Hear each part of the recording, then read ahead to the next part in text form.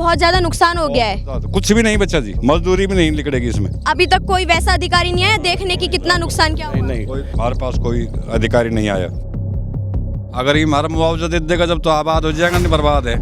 कुछ भी ना देगी सरकार, भी ना देगी पड़ोसी, ना देगी, आत्महत्या करनी पड़ेगी। आज न्यू इंडिया न्यूज़ नेटवर्क की टीम मौजूद है इसी पंचगांव के ग्वालियर मोहल्ले में, और जैसा कि हम देख रहे हैं तस्वीरों के माध्यम से कि दूर दूर तक जहां तक हमारी नज़र जा रही है वहां तक ये फसलें जो हैं ख़राब हो चुकी हैं और मुरझाई हुई पड़ी हैं। इस समय खेती में बहुत महत्वपूर्ण माना जाता है। क्योंकि ये समय होता है कटाई का, लेकिन कटाई से पहले ही अत्यधिक वर्षा और ओलावृष्टि के कारण जो फसलें थी वो पूरी तरह से बर्बाद हो चुकी है। किसानों की जो खुशहाली ज़िंदगी में आने वाली थी फसल कटाई के बाद, वो उदासी की मायूसी में बदल चुकी है। नमस्कार, स्वागत है आपका न्यू इंडिया न्यूज़ नेटवर्क पर। मैं हूँ आपके साथ खुशबू। आज हम मौजूद हैं गुरुग्राम जिले के पचगावा गाँव के ग्वालियर मोहल्ले में। New India news network team आज किसानों से खास बातचीत करेगी कि अभी हाल ही में 2 दिन पहले इतनी भारी वर्षा हुई है और ओलावृष्टि हुई है, उससे किसानों को कितना भारी नुकसान हुआ है और क्या कुछ जो है हानि हुई है। आपका नाम? रामजीवन। आप मुझे ये बताइए कि अभी 2 दिन पहले ही हाल ही में बारिश हुई है और आप किसान हैं, क्या क्या आप लोगों को नुकसान हुआ है? बारिश हुई है, हवा की गैल तेज, बहुत तेज हवा थी और ओले भी था। सब देखो ये हमारा ये सब एक भी पेड़ नहीं बचे, सब खराब कर दिए। कच्ची फसल थी, पकने पे जा रही थी, कुछ नहीं बचा अभी इसमें। मतलब बहुत ज्यादा नुकसान हो गया है। कुछ भी नहीं बचा जी, मजदूरी भी नहीं निकलेगी इसमें। तो अब क्या सरकार से क्या कुछ मांग करते हैं आप लोग, क्योंकि आपका नुकसान हुआ तो इसकी भरपाई कैसे होगी? वो तो सरकार पे है। देखो अब लग तो वो सर्वे करके लेगा है, देखो आगे क्या सरकार क्या करती है। सभी खेतों का यही हाल है या फिर सभी खेतों का यही हाल हो रहा है, कुछ भी नहीं बचा। कृषि हमारे पास रोजगार है और कोई रोजगार भी नहीं है, इसी से हमारा गुजारा होता था।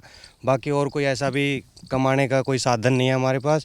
अभी ये फसल पकने से पहले ही गिर चुकी है, ना इसमें कोई दाना अभी पूरा नहीं हुआ था और अभी बहुत ज़्यादा नुकसान हो गया हमारा। तो अब इतना नुकसान हो गया, उसके बाद अब आपके घर की स्थिति कैसे चलेगी? क्योंकि आपने कहा आपके रोजगार का इकलौता साधन ये किसान खेती है, तो अब आपके घर का रोजगार कैसे चलेगा? अभी तो जी सरकार के ऊपर है कि कैसे हमारे परिस्थिति देख ही रही है। पूरा गेहूं पकने से पहले ही ख़राब हो चुका है, तो अगर सरकार अब जो भी कुछ देना चाहे उसी से करेंगे या किसी से ले दे के थोड़ा बहुत ब्याज पे, तभी उठा के हम अपना काम चला पाएंगे। इतना नुकसान हो गया, सरकार से 50,000 की मांग कर रहे हैं, उसके अलावा अभी तक क्या प्रावधान किए गए हैं? क्या कुछ यहाँ पे जो फसल पड़ी हुई है मैं देख रही हूँ जैसे कि सारी खराब फसल हो चुकी है, इसके लिए अब क्या किया जाएगा?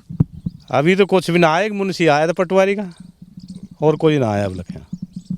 अभी तक कोई वैसा अधिकारी नहीं आया देखने की कितना नुकसान क्या हुआ? नहीं, वही आया बस एक पटवारी का मुंशी। हमारे पास कोई अधिकारी नहीं आया। जैसा कि आप देख सकते हैं तस्वीरों के जरिए कि यहाँ पर कितनी भारी मात्रा में जो है फसल पड़ी हुई है जो कि खराब हो चुकी है। किसानों को इस चीज़ से कितना भारी नुकसान हुआ है। जिन किसानों का रोजगार, जिनका परिवार सिर्फ और सिर्फ इस फसल पर चलता है, इस फसल की करी हुई कमाई पर चलता है, अब वो किसान क्या करेगा? क्या किसानों को सरकार से मुनाफा मिलेगा? क्या सरकार किसानों के इस नुकसान की भरपाई करेगी? जिस समय गेहूँ, सरसों, जो ये फसल कटनी चाहिए थी, लेकिन असमय बारिश की वजह से ये पूरी फसल जो है नष्ट हो चुकी है।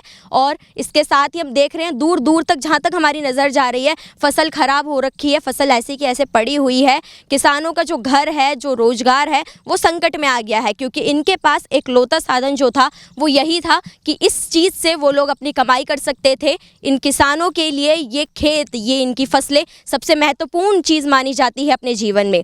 किसान को हमारे देश का एक बहुत ही महत्वपूर्ण स्तंभ माना जाता है, लेकिन अब जब इतना भारी नुकसान हो गया, इसके बाद देखना ये होगा कि सरकार कैसे कैसे कदम उठाएगी। क्या सरकार किसानों की मदद करेगी या फिर सरकार अपना पल्ला झाड़ कर बैठ जाएगी? आप हमारे दर्शकों को बताइए कि ये किस चीज़ की फसल है? ये सरसों की है जी। तो क्या ये भी बिल्कुल खराब हो चुकी है? हाँ, ये बिल्कुल ओले से खराब हो चुकी है, बारिश ज़्यादा थी। आप लोग भी खेतों में क्या काम करती हैं? हाँ जी, करते हैं हम भी। क्या क्या काम करते हैं आप खेतों में? खेतों में ये कटाई है, कढ़ाई है, सारे काम करवाते हैं, मजदूरों से भी करवाते हैं, खुद भी करते हैं, और छोटा बच्चा भी साथ में रहता जब भी काम करते हैं। तो इतनी मेहनत के बाद जब आपकी पूरी फसल खराब हो गई तो सरकार से क्या मांग है आपकी? मांग है जी, जो हमारा खर्चा लगा वो उसने दो। ये हम देख सकते हैं तस्वीरों के माध्यम से कि किस तरीके से ये जो फसल है बिल्कुल ख़राब हो चुकी है और मिट्टी इसमें से झड़ रही है।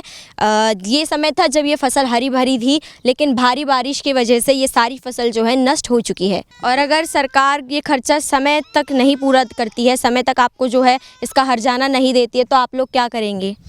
क्या करेंगे जी, वो तो आप ये सोचेगी सरकार, देखो कैसे करेगी कैसे नहीं, ये तो हमारे हाथ में है नहीं। ये सरसों की फसल जो है यही खराब हुई है या बाकी भी और कोई फसलें खराब बाकी भी है, गेहूँ है, जो है सब सौदा बेकार है। ये हरे भरे खेत हुआ करते थे सिर्फ 2 दिन पहले तक, लेकिन 2 ही दिन के अंदर ऐसा कुछ हुआ यहाँ पर, इतनी भारी बारिश हुई यहाँ पर, इतनी भारी ओलावृष्टि हुई कि ये पूरे हरे भरे खेत बंजर हो गए हैं। न्यू इंडिया न्यूज़ नेटवर्क की टीम के साथ मौजूद हैं ग्वालियर गांव की कुछ महिलाएं, जिनसे हम बात करेंगे, पूछते हैं इनसे सवाल। अब आप लोग अपना जो घर का खर्चा है वो किस तरह से निकालेंगी? ये भी फसल ने बेकार कर दी सर। मान लीजिए फसल बेकार होगी तो कहाँ से खर्च निकालांगा। खर्चो बढ़िया चल तो मुनाफा हो, तो फसल बढ़िया रहती तो ये ओला होगा, बारिश पड़ी ये मान ले वजह फसल ख़राब होगी सारी, सिरसू है, गेहूँ है, जो है हर चीज़ बेकार होगी। ये पशुपालन करते हैं, दूध दही बेचते हैं, वैसे ये सब कुछ मोल लेना पड़ता है हमें। अब जैसे मैं देख रही हूँ यहाँ पे काफ़ी समय से मैंने यहाँ पे लोगों से बात भी करी है और यह पूरा इलाका जो है मैंने देखा कि जो फसलें हैं एकदम बर्बाद हो गई हैं, कुछ भी नहीं बचा है। लोगों का कहना है कि 70-80% तक फसलें बर्बाद हो गई है, 10-20% कुछ बचा हुआ है जिससे वो लोग देखेंगे कि कहाँ बेचना है, कैसे क्या करना है। तो ऐसी स्थिति में आप लोगों की जो अर्थव्यवस्था वो डगमगा गई होगी, उसको कैसे संभालेंगे? बहुत मुश्किल हो गई। हमने इब हम सरकार तो मांग करांगा, हमने 50-60 हज़ार रुपया देवे, कुछ किसाना की मदद करे कि हम अपनी भैंस भूसा में बचत करांगा, कुछ दूध दाद बेच के घी दूध बेचांगा। हम मौजूद हैं गुरुग्राम जिले के पचगावा गांव के ग्वालियर गांव में और यहाँ पर हमारे साथ सभी किसान जो है मौजूद हैं। हम बात करेंगे आज इनसे कि इनकी जो फसल है उसमें क्या क्या नुकसान हुआ है और क्या क्या इनका कहना है अपनी फसल को लेकर। आपका नाम? मेरा नाम मुकेश है जी। आप मुझे ये बताइए कि आपकी जो फसल है वो ख़राब हो चुकी है, इस पर आप क्या कहना चाहेंगे? बिल्कुल ख़राब हो चुकी है जी, 70% कम से कम। आपका जो एक खेत है उसमें कितने एकड़ की कम से कम ज़मीन है? कितने एकड़ की खेत है आपके पास?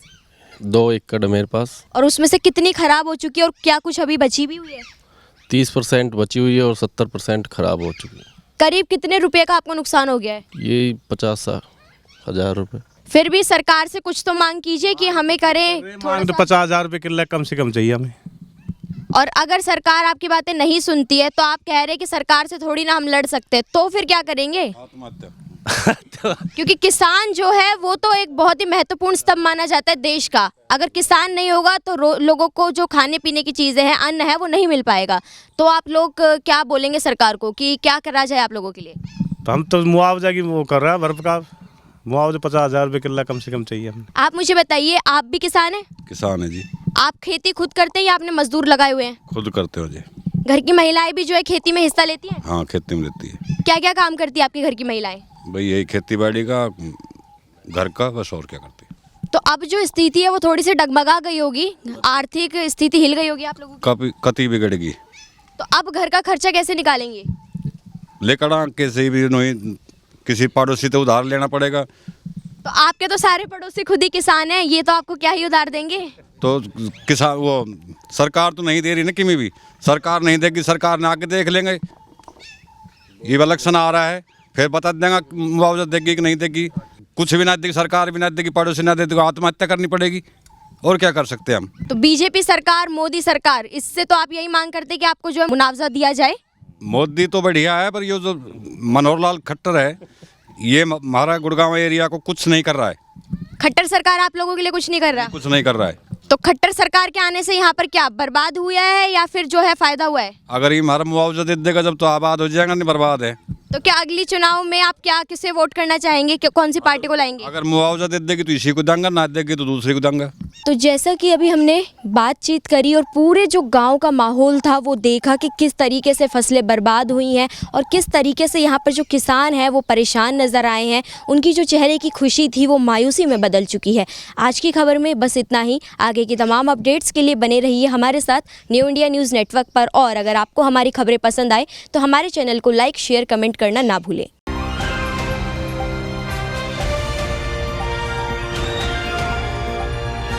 दिल्ली, हरियाणा, उत्तर प्रदेश, राजस्थान की हर खबर के साथ देखते रहिए न्यू इंडिया न्यूज़ नेटवर्क।